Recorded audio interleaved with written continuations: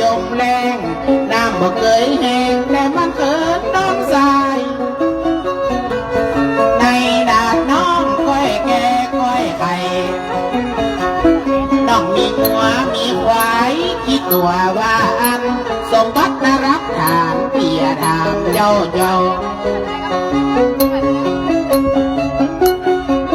เป็นควายน้องมี5 ตัวนับเป็นงัวน้องก็มี5 แม่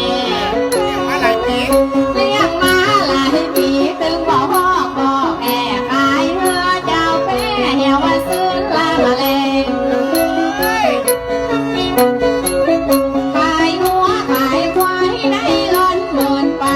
ขโมยซากตายมันซ้ำมาปนที่บ้านตนเลยบ่เกินพ่อขาให้นาป่าดามบ้านน้องมีอย่างพี่นางขอถามสั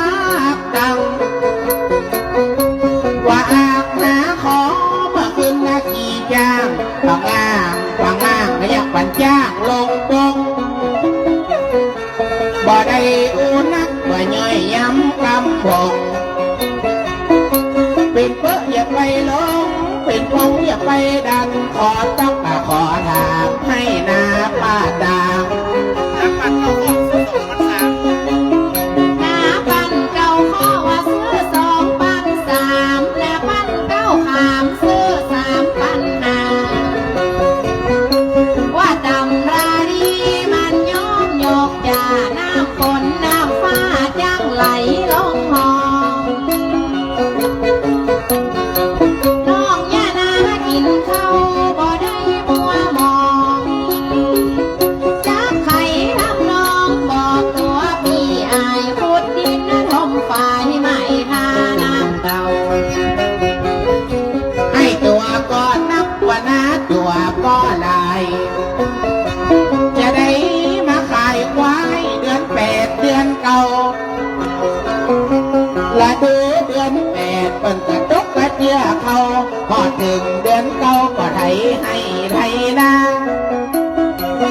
เปียถามน้องรับแม่ดวงมาจำป่าได้มีให้มีนาเก็บโลดเจ้าบ้านจะเอาควายที่ไหนไปให้นาดงลอง สมัยเดี๋ยวนี้เปิ้นดึงดันใจ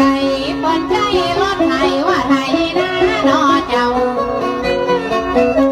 อย่าให้ไถนาว่าโตไปแต่เราย่านาใส่เขานอนจะใช้ก็ใจ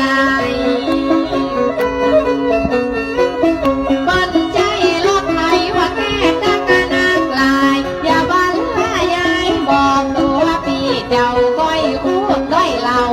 มันเกี่ยงคอยรถไถกันบ่เท่าปนว่าผ่านมันแข่ง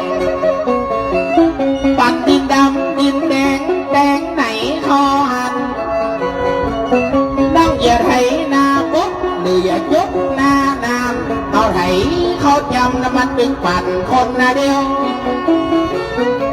อย่าเอาเก่ากาเอาหัวรถไถ